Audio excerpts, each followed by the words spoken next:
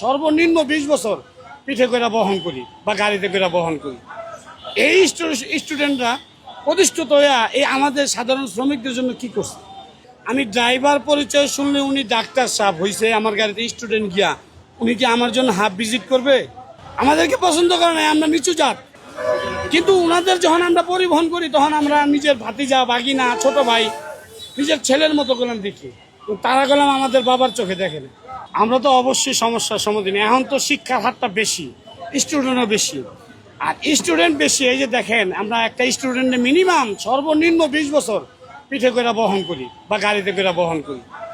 এই স্টুডেন্টরা প্রতিষ্ঠিত হইয়া এই আমাদের সাধারণ শ্রমিকদের জন্য কি করছে, কিছু করছে।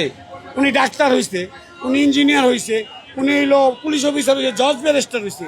আমি ড্রাইভার পরিচয় শুনলে উনি ডাক্তার সাহেব হয়েছে, আমার গাড়িতে স্টুডেন্ট গিয়া উনি কি আমার জন্য হাফ ভিজিট করবে? উনি একই ভিজিট নিবে। উনি 10 জনের থেকে যে ভিজিট নিছে আমার থেকেও ভিজিট নিছে, একই ভিজিট। কিন্তু আমার কাছে তো 20 বছর উনি সুবিধা নিছে, আমার জন্য কিছু করছে? এই শ্রমিকদের জন্য কিছু করছে? উনি বরঞ্চ প্রতিষ্ঠিত হইয়া আমাদের নিন্দাইছে। আমাদেরকে পছন্দ করে না, আমরা নিচু জাত হয়ে গেছি তার কাছে।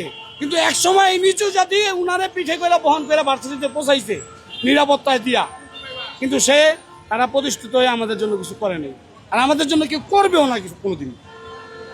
আমাদের জন্য স্টুডেন্টরা কোনোদিন কিছু করবেও না। আজকে একটা স্টুডেন্টের সাথে গ্যাদারিং করি বা কিছু করি, ভাড়া নিয়ে তর্ক করি, এরা মনে করেন 8-10 জন পোলাপাইন নিয়ে ভার্সিটির সামনে দাঁড়া থাকবো, আমাকে মারধর করবো, নিয়ে গাড়ি আটকায় থিব। ওই যারা মালিক আছে বা মালিক করে ফোন দিব, জরিমানা দিয়ে গাড়ি আনতে দিব। অথচ মারলো আমার গাড়িও আটকাইলো, আবার আমার থেকে জরিমানাও নিব।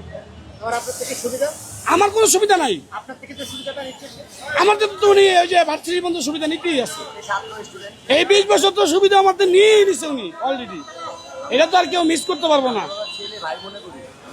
কিন্তু উনাদের যখন আমরা পরিবহন করি তখন আমরা নিজের ভাতিজা, বাগিনা, ছোট ভাই, নিজের ছেলের মতো করলাম দেখি।